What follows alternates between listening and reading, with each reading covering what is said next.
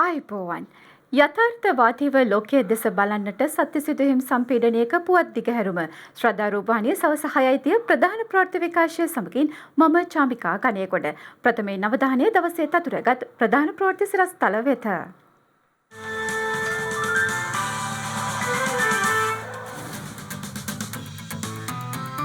Minuwangoda Covid ආසාදිත පොකුර 9000 ඉක්මවද්දී Kalutara හුදකලා කළ ගම්මානයක් විවෘත කරයි. කොවිඩ් ආසාදිතින් සිටින කලාප සිතියම් ගත කිරීම කඩිනම් කළ යුතු බව රජයේ වෛද්‍ය නිලධාරීන්ගේ සංගමය පවසයි. රුධිර පාර විලයන මධ්‍යස්ථානයේ රුධිර හිඟයක් රුධිරය පරිත්‍යාග කරන්නයි ඉල්ලීමක්. අඛණ්ඩව දෙවන දිනටත් ඇමරිකාවේ ආසාදිතින් ලක්ෂයේ සීමාව ඉක්මවයි.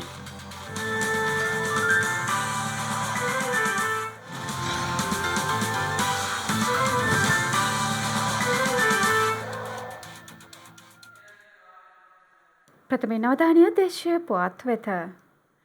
මිනුවන්ගොඩ සහ පෑලියගොඩ කොවිඩ් පොකුරේ ආසාදිතින් සංඛ්‍යාව මේ වන විට 9000 සීමාව ඉක්මවා ගොස් තිබෙනවා. එමෙන්ම පසුගිය සති දෙකක කාලය තුලදී මෙරටින් වාර්තා වී ඇති සමස්ත කොවිඩ් ආසාදිත මරණ සංඛ්‍යාවෙන් 16ක්ම වාර්තා වී ඇත්තේ එම ආසාදිත පොකුරෙන් බවයි වාර්තා වන්නේ.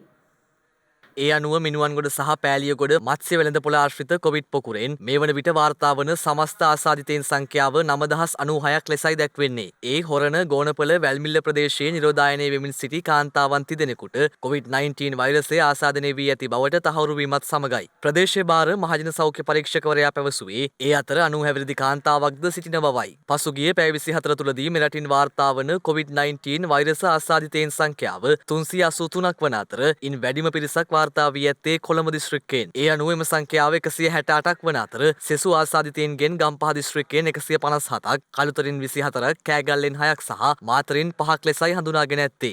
එමෙන්ම මඩකලපුව සහ කුරුණෑගල දිස්ත්‍රික්කවලින්ද එක් ආසාදිතයෙකු බැගින් ඊයේ දිනේදී හඳුනාගෙන ඇති බවයි සෞඛ්‍ය අංශ පෙන්වා දෙන්නේ. ඊයේ දවස් තුලත් අපි දැක්කා රට තුලින් රෝගීන් 383කට ආසන්න ප්‍රමාණයක් වාර්තා වෙනවා. මේකේ විශේෂ ලක්ෂණය තමයි මේ සියලු දෙනාම නිරෝධායන මධ්‍යස්ථානවල නෙමෙයි, ගෙවල් ඇතුලේ නිරෝධායන වෙමින් පිරිස. එහෙම නැත්නම් ස්වයං නිරෝධායන වෙමින් සිටි පිරිසකුත් ඇතුළුව සමාජය තුල හිටපු පිරිසක් තමයි මේ 383 දෙනාම. ඒතර ඒකෙන් කියවෙන පණිවිඩය තමයි සමාජය තුලින් මේ රෝගීන් වෙනදට වඩා වැඩි ප්‍රමාණයක් අපිට හම්බ වෙනවා කියන කාරණේ. ඒතර දිස්ත්‍රික්ක විදියට ගත්තාම දිස්ත්‍රික් 25ටම මේක ව්‍යාප්ත වෙලා තියෙන තත්ත්වයට යටතේ සෞඛ්‍ය වෛද්‍ය නිලධාරී කාර්යාල 60කට වැඩි සංඛ්‍යාවකට මේ තත්ත්වය ව්‍යාප්ත වෙලා තියෙන තත්ත්වයට යටතේ අපිට ලොකු වගකීමක් තියෙනවා. තවදුරටත් මේ රතු කලාප ටික වැඩි කරගන්න නැතුව මේ රතු කලාප පුළුවන් නම් තව අඩු කරමින් කොළ කලාප එහෙම නැත්නම් මේ අවදානම අඩු ප්‍රදේශ සංඛ්‍යාව වැඩි කරගනිමින් ඉස්සරහට යන්න.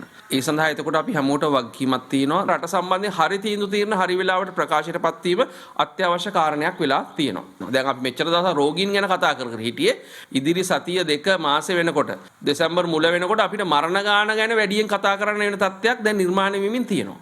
මේක ඉතාම භයානක තත්ත්වයක්. මාස 9ටම මරණ 13යි. දවස් 14 ඇතුළත 14ට ආසන්න කාලයක් ඇතුළත මරණ 16යි. එමෙන්ම ඊයේ දිනේදී මරණ 5ක් වාර්තා වීමත් සමග මෙරට සමස්ත කොවිඩ් ආසාදිත මරණ සංඛ්‍යාව 29ක් දක්වා ඉහළ ගියා. මේ වන විට රිජ්වේ ආර්යා ළමා රෝහල තුල COVID-19 ආසාදිතයින් 32ක් වාර්තා වී ඇති අතර ඊයේ දිනේදී රෝහලේ වෛද්‍යවරයෙකුටද COVID-19 ආසාදිත බව හඳුනාගෙන ඇතැයි රෝහලේ අධ්‍යක්ෂ වෛද්‍ය ජී විජේසූරිය මහතා සඳහන් කළා. ඒ අද දිනේදී මාධ්‍ය වෙත අදහස් පළ කරමින් අවදානම් තත්ත්වය පිළිබඳ ඇගීමක් ඊයේ දිනේදී කරා. ඒ අනුව අපිට හොයාගන්න හැකි වුණා තවත් ඔහු සමග සමීපව අසු කරපු වෛද්‍යවරුන් දෙදෙනෙක්. ඒ දෙදෙනා අපි නිරෝධායනය සඳහා යොමු කරා. අදාළ වෛද්‍යවරුන්ගේ හා කාර්ය මණ්ඩලයේ රෝගීන්ගේ ඒ අදාළ PCR පරීක්ෂණ කිරීම සඳහා අපි කටයුතු කරනවා. ඉතින් අපි නිරන්තරයෙන්ම මේ පිළිබඳව අවධානය සිටිනවා. මට මහජනතාවට කියන්න ඕන මෙවැනි මේ රෝගීන් වාර්තා වුණා කියලා රෝගී සත්කාර සේවාවන් අප රෝහල් තුළ කිසිම ආකාරයකින් අපි අඩාල කරගෙන නැහැ. ඊයේ දිනේදී රිජ්‍ය ආර්ය ළමා රෝහලේ ඒ වාර්තා වූ වෛද්‍යවරයා අපගේ රෝහල තුලින් වාර්තා වූ රෝගියෙක් නෙවෙයි. ඒ වගේම අපගේ රෝහල තුලින් වෛද්‍යවරයෙක්ගෙන් හෝ කාර්ය මණ්ඩලයෙන් හෝ එම නැත්නම් රෝහලට පැමිණි රෝගියෙක්ගෙන් වුණු රෝගයක් තත්ත්වයක් නෙවෙයි. ඉතින් ඒක නිසා මම කාරණක ඉල්ලා සිටිනවා රෝහලකට එන්න බිය වෙන්න එපා. පසුගිය දිනවල දැන් බලාපොරොත්තු නොවු මරණ කීපයක් සිදු වුණා. මේවට හේතු ප්‍රධාන වශයෙන් සිදුවලා තියෙන රෝහලට පැමිණීම ප්‍රමාදයි. ඒ නිසා විශේෂයෙන්ම ඔබගේ කුඩා දරුවාට යම්කිසි රෝගී තත්ත්වයක් තියෙනවා නම් ඒ රෝගී තත්ත්වය උත්සන්න වෙන තෙක් නිවසේ රැඳී සිටින්න එපා. මේ අතර ඊයේ වැලිකඩ බන්ධනාගාරයේ 7 දෙනෙකුටද කොවිඩ් වෛරසය ආසාදනය වී ඇති බවට තහවුරු වීමත් සමග పూర్ව හදිසි සැලසුම් ක්‍රියාවේ යෙදවීමට බන්ධනාගාර ප්‍රතිසංස්කරණ හා සිරකරුවන් පුනරුත්ථාපන රාජ්‍ය අමාත්‍යවරිය වන සුදර්ශනී ප්‍රනාන්දුපුල්ලේ මහත්මිය බන්ධනාගාර නිලධාරීන්ට උපදෙස් ලබා දී තිබෙනවා. ඒ වැලිකඩ බන්ධනාගාරය තුළ පවතින තත්ත්වය සහ ගත යුතු කඩිනම් ක්‍රියාමාර්ග සම්බන්ධයෙන් සාකච්ඡා කිරීම සඳහා රාජ්‍ය අමාත්‍යාංශයේ ඊයේ පැවති විශේෂ හමුවකදී මේ අතර මාතලේ දිස්ත්‍රික්කයේ කොවිඩ් තත්ත්වය සම්බන්ධයෙන් මාතලේ දිස්ත්‍රික් ලේකම් දිසාපති SMGK පෙරේරා මහතා අදහස් දක්වා තිබුණා. මේ වෙනකොට නිරෝධායනය පවුල් ඒ දිස්ත්‍රික්කය තුළ ඉන්න පවුල් 339ක් 31 දෙනෙක් දැනට රෝගේ බෝ වෙන රෝගීන් ඉන්නවා 31 දෙනාගෙන් ඇත්තටම වැඩි ප්‍රමාණයක් ඉන්නේ පැලියගොඩ පොකුරෙනුයි තුනා නිරෝධායනය වෙන පවුල් සංඛ්‍යාව 339ක් වෙනවා ඒ අයට අපි නිවසටම ඒ ආහාර ද්‍රව්‍ය රුපියල් 10,000ක් ලබා දීමේ කටයුතු දැන් සිදු වෙමින් පවතිනවා. එමෙන්ම රාගම පොලිස් ස්ථානාධිපතිවරයාට COVID-19 වෛරසය ආසාදනය වී ඇති බව COVID-19 පැතිරීම වැළැක්වීමේ ජාතික ක්‍රියාන්විත මධ්‍යස්ථානයේ පවසනවා. එය තහවුරු වී ඇත්තේ අසනීප තත්ත්වයක් හේතුවෙන් ඊයේ රාගම රෝහලට ප්‍රතිකාර සඳහා පැමිණීමෙන් පසු ලබා ගන්නා ලද PCR පරීක්ෂණයෙන් අනතුරුව බවයි වාර්තා වන්නේ. ඒත් සමග ඔහුගේ ආශ්‍රිතයෙන් වූ පොලිස් නිලධාරීන් 10 දෙනෙකු පොලිස් ස්ථානය තුළම නිරෝධායනයට යොමු කර ඇති අතර ඉන් පොලිස් ස්ථානයේ දෛනික වැඩ කටයුතු වලට බාධාවක් සිදු වී නැහැ. මේ වන විට කොවිඩ් ආසාදනය වී ඇති සමස්ත පොලිස් නිලධාරීන් සංඛ්‍යාව දැක්වෙන්නේ 358ක් ලෙසයි. පොලිසිය සඳහන් කළේ ඉන් 199 දෙනෙකු බස්නාහිර පළාතෙන් වාර්තා වන බවයි. මේ අතර ත්‍රිවිධ හමුදාව විසින් පවත්වාගෙන යනු ලබන නිරෝධායන මධ්‍යස්ථාන වලින් නිරෝධායන ක්‍රියාවලිය අවසන් කළ පුද්ගලයන් 156 දෙනෙකු ඊයේ සිය නිවෙස් වෙත පිටත් කර හැරුණා. මේ වන විට වෛරසය ආසාදිතව රෝහල්වල ප්‍රතිකාර ලබන පුද්ගලයන් සංඛ්‍යාව 5335ක් වන අතර වෛරසය ආසාදිතයයි සැක සහිතව රෝහල්වල විමර්ශනය යටතේ පසුවන පුද්ගලයන් සංඛ්‍යාව 467ක්. එමෙන්ම සුවය ලබා රෝහල් වලින් පිටව ගිය පුද්ගලයන් සංඛ්‍යාව 7186ක් ලෙසයි දැක්වෙන්නේ. රටේ කොවිඩ් ආසාදිත රෝගීන් හඳුනාගෙන එම ප්‍රදේශ කඩිනමින් සිතියම් ගත කළ යුතු බව රජයේ වෛද්‍ය නිලධාරීන්ගේ සංගමය පවසනවා. එම සංගමේ ලේකම් වෛද්‍ය සෙනාල ප්‍රනාන්දු මහතා සඳහන් කළේ රෝගීන් හඳුනා ගැනීමේ ක්‍රියාවලිය වේගවත් කළ යුතු බවයි. මේදී වැදගත්ම දේ තමයි රෝගීන් හඳුනා ගැනීමේ ක්‍රියාවලිය. රෝගීන් හඳුනාගත්තොත් තමයි රටේ තියෙන අවදානම් ප්‍රදේශ අපිට හඳුනා ගන්න පුළුවන්. මේ ඉන්න ප්‍රදේශය රතු කලාපයක්ද නැද්ද කියන දේ අපට තේරුම් ගන්න පුළුවන් වෙන්නේ අපි පොසිටිව්ද නැද්ද කියලා දැනගත්තොත් PCR පරීක්ෂණයෙන්. ඒකට PCR පරීක්ෂණයට සාම්පල් එක ගන්න අද දවසේ නම් ඒකේ වාර්තා වෙන්නේ පැය 48කට පස්සේ නම් නැත්නම් පැය 24කට පස්සේ නම් ඒ වාර්තා වෙන්න ගතවන ප්‍රමාදයේ ප්‍රමාණයටම සමාන කාලයක් තීන්දුව తీරන ගැනීමක් ප්‍රමාදයි. අපේ සෞඛ්‍ය අධ්‍යක්ෂක ජනරාල්තුමා යටතේ මේ ක්‍රියාවලිය ආරම්භ කරන විදිහට අපි ඉල්ලා සිටියා. අද දවස තුර සෞඛ්‍ය අධ්‍යක්ෂක ජනරාල්තුමා අපි පොරොන්දු වුණා. මේ වෙලාවේ ඒ සිතියම් ගත කිරීමේ ක්‍රියාවලිය ස්ථාපනය කරයි කියන එක. එහිදී වැදගත්ම වෙන්නේ අපගේ මේ පරීක්ෂණ ධාරිතාව. පරීක්ෂණය වාර්තා වෙන්න පැය 24ක් ඇතුළත අපිට පරීක්ෂණ වාර්තාව ලබා ගන්න පුළුවන් නම් අපිට අද දවසේ පරීක්ෂණ වලින් අද දවසේ තීන්දුව తీරන ගන්න පුළුවන්. ප්‍රශස්ත වාර්තාවක් වන්නේ වෙයිද. ඉතින් අපි ඊයේ දිනේ සෞඛ්‍ය අධ්‍යක්ෂක ජනරාල්තුමාගෙන් ඉල්ලා සිටි අද දිනේ වන විට එම දත්ත ඒ පරීක්ෂණාගාර වලින් සහ බිම් මට්ටමින් එම දත්ත සියල්ල එක්ස්ප්‍රෙස් කරලා සිතියම් ගත කිරීම හෙට දිනේ වන විට අවසන් කරගත යුතුයි. ඒ විට අපිට පුළුවන් වෙනවා හෙට දිනේ හෝ අනිද්දා දිනේ වන විට රටේ තියෙන නිවැරදි චිත්‍රය පිළිබඳ අදහසක් ලබා ගන්න. ඒ මගින් අපිට පුළුවන් වෙනවා සෞඛ්‍ය අංශය විදියට දේශපාලන අධිකාරියට ගත යුතු තීන්දුව తీරන පිළිබඳ නිවැරදි දැක්මක් ලබා දීමේ හැකියාව ලැබෙනවා. කොවිඩ් වෛරස ව්‍යාප්තිය හේතුවෙන් හුදකලා කරනු කළුතර දිස්ත්‍රික්කයේ මතුකම බදුකම නව ජනපදය යළි විවෘත කිරීමට පියවරක් ගෙන තිබෙනවා. මේ අතර එළඹෙන සඳුදා සිට නව සාමාන්‍යකරණ සංකල්පය අනුව රට යළි යථාවත් කිරීමට හැකියාවක් පවතින බව පොලිස් මාධ්‍ය ප්‍රකාශක නියෝජ්‍ය පොලිස්පති අජිත් රෝහණ මහතා පවසනවා.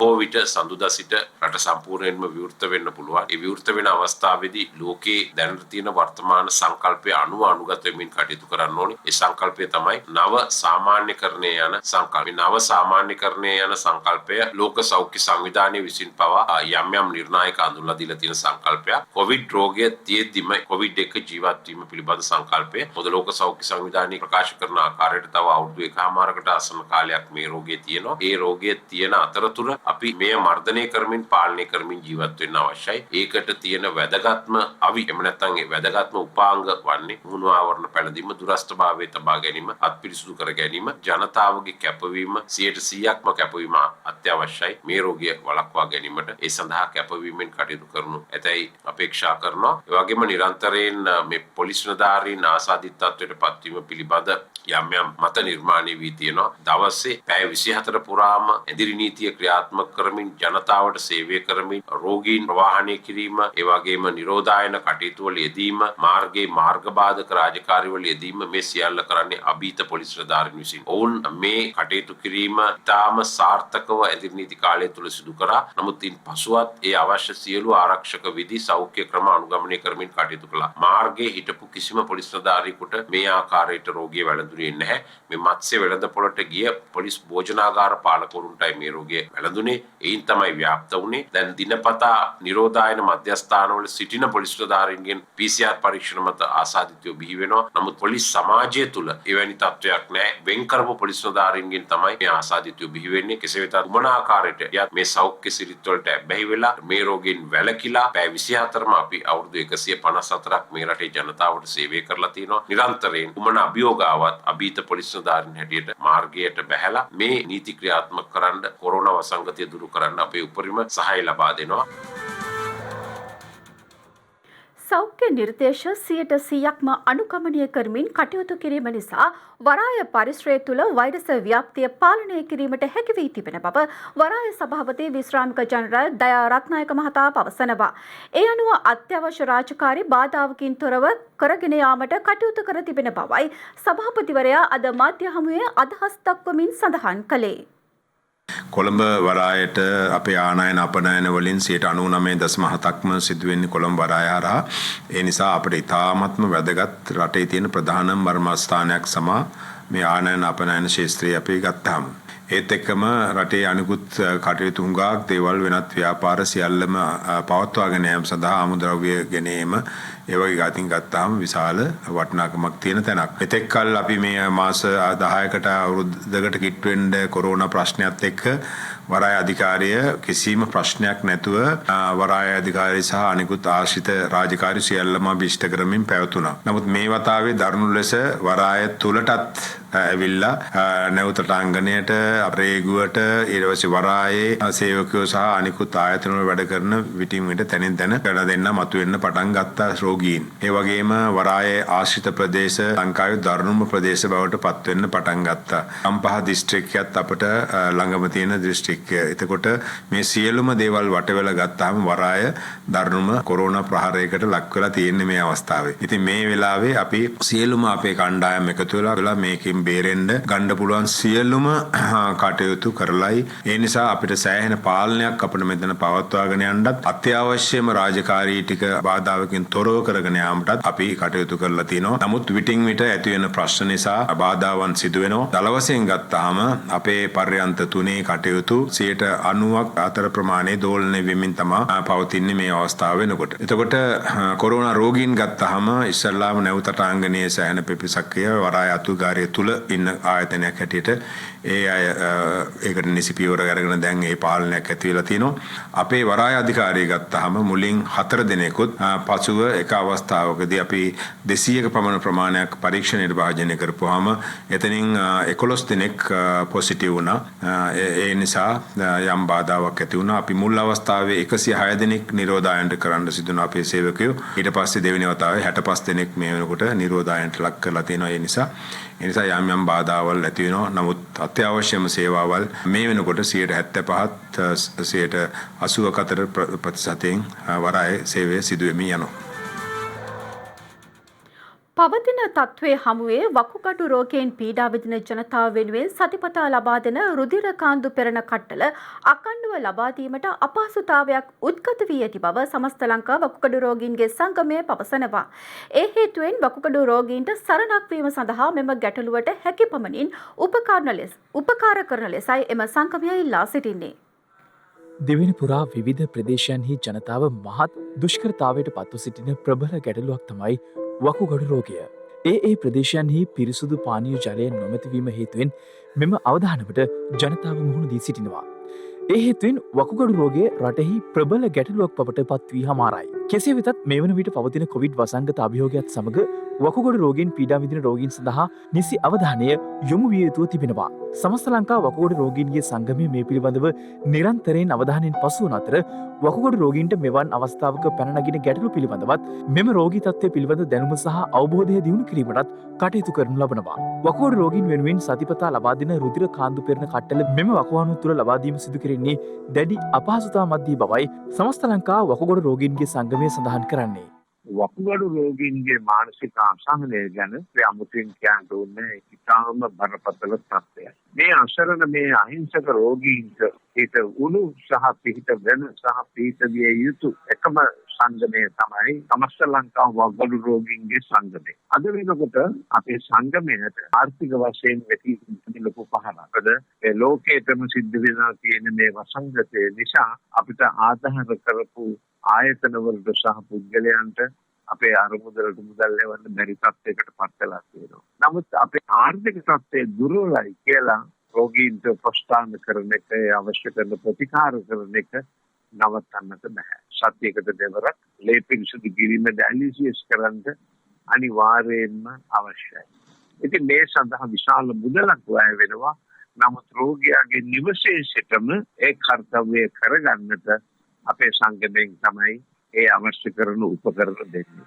මේ වෙනකොට ඒවා ලබා දීමට ඉතාම අපහසු තත්යකට පත් වෙලා තියෙනවා අපේ ආර්ථික තත්ත්වය දුර්වල නිසා. ඒ නිසා මේ ශ්‍රද්ධා ටීවී නාලිකාව ඔස්සේ පින්වත් ඔබට කරන ආයාචනය මෙයයි.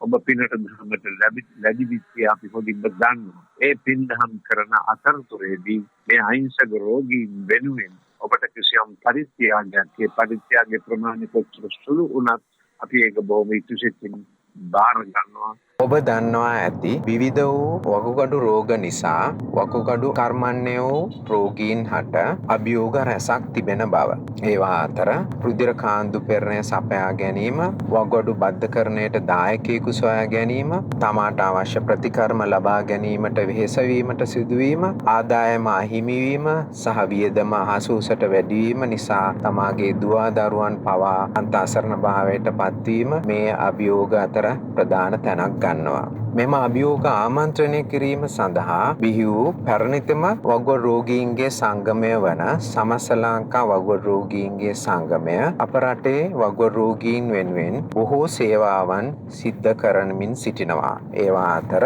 වකුගඩු රෝගීන් රුධිර කාන්දු පෙරණ පහසුකම ලබා දීම, වකුගඩු රෝගීන්ගේ විවිධ වෛද්‍ය ප්‍රතිකාර සඳහා උදව් උපකාර කිරීම, නොමිලේ විශේෂඥ වෛද්‍ය සේවය ලබා දීම, වකුගඩු රෝගීන්ගේ දුවා දරුවන්ට ශිෂ්‍යත්ව සහ පාසල් පොත් ලබා දීමට මූලික වීම ආදී විවිධ වූ සත්කාර වෙනවා. නමුත් මේ කොරෝනා වසංගත තත්ත්වය නිසා මෙම සේවාවන් බොහෝ අඩාල වී තිබෙනවා. මේ නිසා අප සංගමය වටා ඒකරාශී වූ වකුගඩු රෝගීන්ද බොහෝ අසරණ වී සිටිනවා. එබැවින් ඔවුන්ට අවශ්‍ය වෛද්‍ය ආධාර සහ එමගින් ජීවිත සුරක්ෂිතභාවය ඇති කිරීමට ඔබටත් දායක වන්නට පුළුවන්. ඒ සඳහා අපගේ සංගමේ දුරකථන අංකය වන 0112 68.0251 යන අංකය අමතා ඒ සඳහා ඔබගේ කාරුණික සහයෝගය ලබා දෙන්න. කොවිඩ් වසංගතය හමුවේ මහරගම අපේක්ෂා රෝහල ඇතුළු විවිධ රෝහල්වල විවිධ ප්‍රතිකාර සඳහා රුධිර හිඟයක් ඇතිවීම හේතුවෙන් රෝගීන් දැඩි අපහසුතාවයකට පත්ව තිබෙනවා. ඒ නිසා රුධිර පරිත්‍යාගශීලීන් වෙතොත් දිවයින පුරා පවතින රුධිර මධ්‍යස්ථාන වෙත පැමිණ හැකි අයුරින් රුධිර පරිත්‍යාග කරන ලෙසයි ජාතික රුධිර පාරවිලන මධ්‍යස්ථානයේ අධ්‍යක්ෂ වෛද්‍ය ලක්ෂ්මන් එදිරිසිංහ මහතා සඳහන් කරන්නේ. අපිට දැනට පවතින ජෛනික අවශ්‍යතාවය හැටියට අපිට තියෙන්නේ අපිට සාමාන්‍යයෙන් රතු රුධිරාණු ඒකක 800ක් ඒ වගේම ප්ලේට්ලට් ඒකක 600ක් විතර ප්‍රමාණයක් අපිට අනිවාර්යයෙන්ම අවශ්‍ය වෙනවා ජාතික අවශ්‍යතාවය සම්පූර්ණ කර ගැනීම සඳහා. අපි ආරාධනා කරන රුධිර දායකත්වයේ සපයන්න පුළුවන් නිරෝගී පුද්ගලයින්ට අපගේ ලංකාව පුරාම විසිරලා තිබුණ රුධිර මධ්‍යස්ථාන 104ක් තියෙනවා. මේ රුධිර මධ්‍යස්ථාන 104ට උදේ 8යි හවස 4යි අතර පැමිණීමේ ඔබට රුධිර දන් දෙන්න පුළුවන්. ඒවාට පිවිසීමට පෙර ඔබට දුරකථන අංක දෙකක් අපි හඳුන්වලා දීලා තියෙනවා. මේ පැය 24 පුරාම ක්‍රියාත්මකයි. 011 5යි 3යි 3යි 21යි 53 011 5යි 3යි 3යි 21යි 54 කියන දුරකථන අංක දෙකක්. ඒ වගේම nbts.live කියලා වෙබ් පිටුවක් හඳුන්වලා දීලා තිනවා. ඒ කියන දුරකථන අංක දෙකෙන් සහ මේ වෙබ් පිටුව හරහා ඔබට ඇමතුමක් අරගෙන එහෙම නැත්නම් මේ වෙබ් පිටුව පිවිසීමෙන් කල් වේලා ඇතුව ඔබට වෙන් කරගන්න පුළුවන් අවස්ථාවක්. ඒ අවස්ථාව වෙන් කරගත්තට පස්සේ ඔබ මේ ඇමතුම ගන්න ජංගම දුරකථනයකින් නම් ඔබගේ ජංගම දුරකථනයට ඔබගේ නම ඇතුළුම්පත් සංඛ්‍ය අපි වෙන් කරන ලද වේලාව සහිත සහ මධ්‍යස්ථානීය සහිත කෙටි ඇමතුමක් ලැබෙනවා. මේ කෙටි ඇමතුම ඔබට ඒ ස්ථානයට පිවිසීම සඳහා අවසර පත්‍රයක්සේ සලකා ලැබෙන්න පුළුවන්. ඒත් එක්කම එහෙම කලින් වේලාවක් වෙන් කරගෙන ආවම ඔබට ඉතාම ආරක්ෂිතව රුධිර දායකත්වය සපයන්න පුළුවන්. අද ඉඳලා සති දෙකක විතර කාලයක් පොළොන්නරුව දිස්ත්‍රික්කයේ ආරක්ෂිතව හඳුනා ගන්නා ලද ප්‍රදේශවල කොවිඩ් වතුර අඩු අවදානම් කලාපවල අපි සම්පූර්ණ සෞඛ්‍ය අමාත්‍යාංශ විසින් නිකුත් කරලා තියෙන කොවිඩ් උපදේශන මාර්ග උපදේශන වලට අනුව ආරක්ෂිතව ඉතා කුඩා කණ්ඩායම් සංවර්ධනය කරමින් රුධිර දායකත්වය ලබා ගැනීමෙන් පවතිනවා. ඉතින් ඔබට ඔබ පොළොන්නරුව දිස්ත්‍රික්කයේ පදිංචි අයෙක් නම් ඔබට එම රුධිර කඳවුරු වලදී රුධිර දායකත්වය සපයන්න පුළුවන්. මේ වන විට තවත් COVID-19 ආසාදිතයින් 213 දෙනෙකු වාර්තා වනවා. ඉන් 23 දෙනෙකුම වැලිකඩ බන්ධනාගාරයේ රැඳවියන් බවයි යුද හමුදාපති ලුතිනන්ට් ජෙනරාල් ශවේන්ද්‍ර සිල්වා මහතා පවසන්නේ. අමරිකානු ජනාධිපතිවරණයේ ඡන්ද ගණන් කිරීම තවදුරටත් සිදුවන අතර මිලියන සංඛ්‍යාත තැපැල් ඡන්ද ප්‍රතිඵල ලැබීමත් සමග ඩෙමොක්‍රැට් අපේක්ෂක ජෝ බයිඩන් ජයග්‍රහණයට ආසන්න වී සිටිනවා. මෙතෙක් ප්‍රතිඵල නිකුත් නොවූ තීරණාත්මක ප්‍රාන්ත 4කින් 2ක ඉදිරියෙන් සිටින ජෝ බයිඩන් අනෙක් ප්‍රාන්ත දෙකේද ප්‍රතිවාදී ඩොනල්ඩ් ට්‍රම්ප් සමග පවතින පරතරය අවම කරගෙන ඇති බවයි විදේශ මාධ්‍ය වාර්තා කරන්නේ. නෙවාඩා සහ ඇරිසෝනා ප්‍රාන්තවල කැපිපෙනෙන පරතරයක් පවත්වාගෙන සිටින ජෝ බයිඩන් එම ප්‍රාන්ත දෙක ජයග්‍රහණය කළහොත් ජනාධිපති ධූරයට පත්වීම සඳහා අවශ්‍ය ඡන්ද විද්‍යාල නියෝජිතයින් 270 සම්පූර්ණ කරනු ඇති.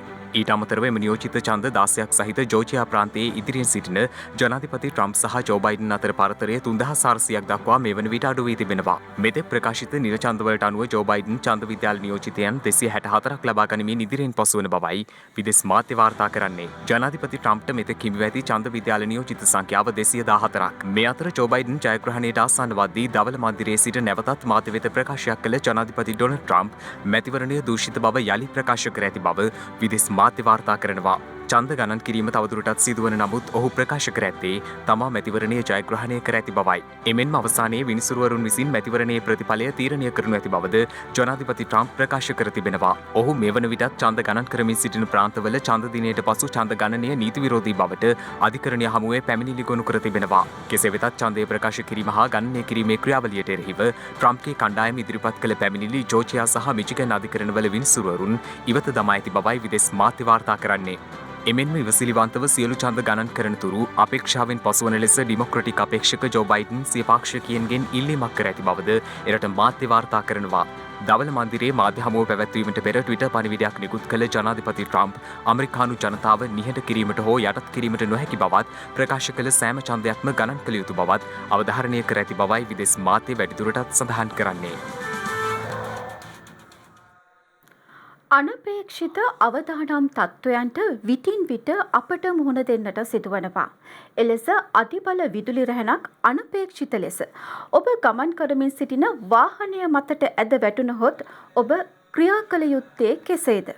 මේ ඒ පිළිබඳ සොයා බැලීමක්. එදිනෙදා ජීවිතයේදී අනපේක්ෂිත සිදුවීම් වලට මුහුණ දෙන්නට අපිට සිදුවෙනවා. එහිදී අපිට ක්‍රියාත්මක වන්නට ඇත්තේ තත්පර කිහිපයක් පමණ සුළු කාලයක් පමණයි. ඒ ආකාරයට අනපේක්ෂිත ලෙස අධිබල විදුලි රැහැනක් ඔබ ගමන් කරමින් සිටින වාහනය මතට කඩා වැටුණොත් හැකි ඉක්මනින් සුදුසු ක්‍රමවේද අනුගමනය කළ යුතුයි. විදුලි රැහැනක් වාහනය මතට කඩා වැටීමත් සමග වාහනය ගිනි ගැනීමට ලක් නොවුනහොත් වාහනයෙන් පිටතට පැමිණීමට උත්සාහ කරනවට වඩා වාහනය ඇතුළත රැඳී සිටීමයි වඩා ආරක්ෂාකාරී වන්නේ. එයට හේතුව වන්නේ විදුලි රැහැන වාහනය මතට කඩා වැටීමත් සමග වාහනයේ ලෝහමය ආවරණය මත විදුලිය ආරෝපිත වී තිබීමයි. ඒ නිසා වාහනය පිටත ස්පර්ශ කිරීම මේ වගේ මොහොතක දැඩි අවදානම් වනවා. මේ මොහොතේදී හැකි ඉක්මනින් ඔබ කළ යුත්තේ පොලිස් හදිසි දුරකථනාංකයට ඇමතීමයි. 119 දුරකථනාංකය අමතා ඔබ සිටින ස්ථානය සහ කාරණය පැහැදිලිව දැනුම් දිය යුතුයි. ඒ වගේම මෙවැනි සිදුවීමක් පිටස්තර ලෙසින් දකින අයෙක් කිසි විටකත් ඒ අසලට නොයා යුතුයි. මෙවැනි විදුලි රැහැනක් කඩාවැටීමක් සිදුවහොත් අනතුරුදායක විද්‍යුත් ක්ෂේත්‍රයක් වාහනය තිබෙන ස්ථානයේ සිට අඩි 50ක පමණ පරාසයකට ව්‍යාප්තව තිබෙන්නට පුළුවන්. ඔබේ ඇමතුම ලද විට පොලිස් හදිසි ඒකකය හෝ වෙනත් ආරක්ෂකයින් පැමිණ එම රැහැන් ඉවත් කළ පසු ඔබට පිටතට පැමිණෙන්නට හැකියාව තිබෙනවා. හැබැයි වාහනය තුළ සිටියදී වාහනය ගිනි ගැනීමට ලක්වුවොත් ඔබ ක්‍රියා කළ යුත්තේ කොහොමද? ඒ වගේ අවස්ථාවක නම් වාහනය තුළ රැඳී සිටීම අවදානම් වනවා. ඒත් සාමාන්‍ය පරිදි වාහනයෙන් පැසීමට තැත් කිරීම මෙහිදී බොහෝ සෙයින්ම අවදානම්. ඒ නිසා එවැනි අවස්ථාවක කළ යුත්තේ වාහනයේ එක්දොරක් පමණක් විවෘත කර ලෝහබඳ ස්පර්ශ කිරීමෙන් තොරව වාහනයෙන් පිටතට පැනීම. මේ පැනීම විශේෂ ආකාරයකටයි සිදු කළ යුත්තේ. වාහනයෙන් පිටතට පැනීමෙන් පසු බිම පතිත වන විට දෙපා එකළඟ පිහිටනසේ සිටිය යුතුයි. ඒට හේතුව තමයි පාද අතර පරතරයක් තිබුණොත් පාද අතර විභවාන්තරයක් හටගන්න පුළුවන්. ඒත් එක්කම සිරුර හරහා එක් පාදයක සිට අනෙක් පාදයට දාරා ගැලීම නිසා විදුලි සැර වැදීමට හැකියාව පවතිනවා. වාහනයෙන් පිටතට පැමිණීමේදී දෙයක් බැඳ සිටීම වඩා ආරක්ෂාකාරී. එමගින් වාහනයේ බඳ ස්පර්ශ කිරීම වළක්වා ගැනීමට පහසු වනවා. මේ ආරක්ෂාකාරී පියවර අනුගමනය කරමින් වාහනයෙන් පිටතට පැමිණි වහාම වාහනය ඇති ස්ථානයෙන් අඩි 50ක්වත් දුරට යාමට වග බලාගත යුතුයි. නමුත් එය සිදු කළ යුත්තේ විශේෂාකාරයකටයි. මේ අවස්ථාවේ සාමාන්‍ය පරිදි ඇවිදීම සිදු කළහොත් විදුලි සැර වැදීමේ හැකියාව පවතිනවා. ඒ නිසා කිසි විටකත් පාද දෙපසට ඈත් නොවන පරිදි ලංව තබා ගනිමින් සෙන්ටිමීටර් 15ක් පමණ කුඩා දුර ප්‍රමාණවලින් මාරුවෙන් මාරුවට දෙපා ඉදිරියට අද්දවමින් වාහනයෙන් ඉවතට යෑම කළ යුතුයි. මේ ආකාරයට අඩි 50ක පමණ දුර ප්‍රමාණයක් ඔබ වාහනයෙන් ඉවතට ගොස් තිබීමෙන් සම්පූර්ණයෙන්ම ආරක්ෂිත තත්ත්වයට පත්වනවා. එලෙසම වාහනයේ කිහිප දෙනෙකු සිටී නම් ඔවුන් වෙන වෙනම මෙම ක්‍රමවේදය අනුගමනය කළ යුතුයි. කුඩා දරුවන් සිටී නම් ඔවුන් ඔසවාගෙන යමින් ඉහත ක්‍රමවේදය අනුගමනය කළ යුතුයි. යම් අනතුරක් සිදුවීමට පෙර එම අනතුර වළක්වා ගැනීමේ ක්‍රමවේදයන් පිළිබඳ අවබෝධයෙන් සිටීම සෑම විටම ඔබට ආරක්ෂාකාරීව සිටීමට රුකුලක් වනු ඇති.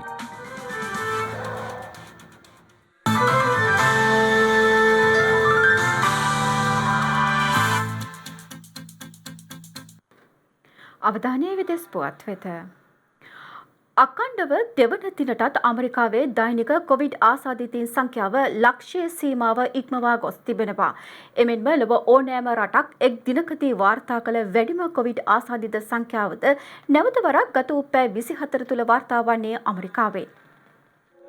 විදෙස් මාධ්‍ය වාර්තා කරන්නේ ඇමරිකාවෙන් ගත වූ පැය 24 තුළ නව ආසාදිතයින් 1,18,204ක් වාර්තා වී ඇති බවයි. ඇමරිකාවේ දෛනික කොවිඩ් ආසාදිතයින් ලක්ෂයේ සීමාව පළමු වරට ඉක්මවා ගියේ පසුගිය 30 වනදායි. මෙවන විට රට සමස්ත කොවිඩ්-19 ආසාදිතයින් සංඛ්‍යාව 99,19,522ක් දක්වා ඉහළ ගොස් තිබෙනවා. මෙලෙස වාර්තාගත ආසාදිතයින් ඇමරිකාවෙන් වාර්තා වීම හේතුවෙන් මෙවන විට ප්‍රාන්ත රැසක කොවිඩ් ආසාදිතයින් රෝහල්ගත කිරීමේ තදබදයක් ඇති වී ඇති බවයි විදෙස් මාධ්‍ය වාර්තා කරන්නේ. එමෙන්ම ගත වූ පැය 24 තුළ ලොව වැඩිම කොවිඩ් මරණ සංඛ්‍යාවද ඇමරිකාවෙන් වාර්තා වී ඇති අතර එම සංඛ්‍යාව 1125ක්. ඒ සමග මේ වන විට ඇමරිකාවේ සමස්ත මරණ සංඛ්‍යාව 2,40,029ක් දක්වා ඉහළ ගොස් ඇති බවයි විදෙස් මාධ්‍ය වාර්තා පෙන්වා දෙන්නේ. මේ අතර කොවිඩ්-19 වෛරස් ව්‍යාප්තිය පාලනය කිරීම සඳහා සති 4ක කාලයක් එංගලන්තය වසා දැමීමට එරට රජය තීරණය කර තිබෙනවා. ඒ අනුව සංචරණ කටයුතු සීමා කිරීම සඳහා ජනතාවට කොන්දේසි රැසක් පනවා ඇති බවයි එරට මාධ්‍ය වාර්තා කරන්නේ. එමෙන්ම එංගලන්තය වසා දමමින් පැන වූ නියෝග උල්ලංඝනය කරන පුද්ගලයන්ට එරෙහිව නීතිය දැඩිව ක්‍රියාත්මක කරන බවද එරට පොලිසිය අනුතුරු අඟවා තිබෙනවා. ඒ අනුව නිවෙස්වලින් බැහැරව නොයන ලෙස එරට ජනතාවට දැනුම් දී ඇති අතර අත්‍යවශ්‍ය නොවන වෙළඳසැල් ආපනශාලා ආදිය වසා දැමීමටයි එරට රජය නියෝග කර ඇත්තේ. ලබන දෙසැම්බර් මාස 2 වෙනිදා දක්වා රට වසා තැබෙන බවද එරට රජය නිවේදනය කර තිබෙනවා. මේ අතර දිනක සටහන් නිමාවන්නට මත්තෙන් අවධානය හෙට දවසේ වැදගත්කම ගැනයි.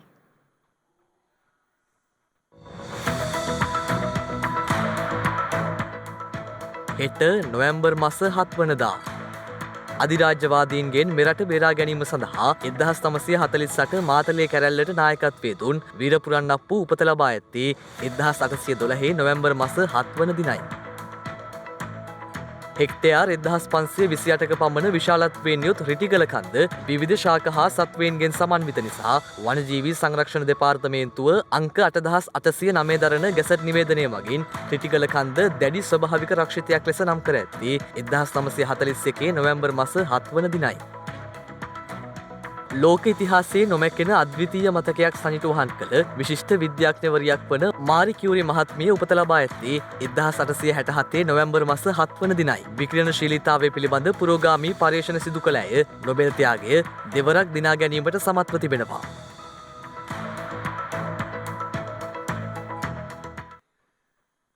ඒ සමගින් අදට නියමිත ශ්‍රද්ධා රූපවාහිනී ප්‍රධාන ප්‍රවෘත්ති විකාශය මින් නිමාවට පත්වනවා. හමුවෙමු යලිත් හෙටත් සවස 6:30ට. තෙරුවන් සරණයි. නමෝ බුද්ධාය. මෙවැනි වැදගත් පුවත් නැරඹීම සඳහා ශ්‍රද්ධා TV News YouTube channel එක subscribe කර සීනුව සලකුණ වන්න.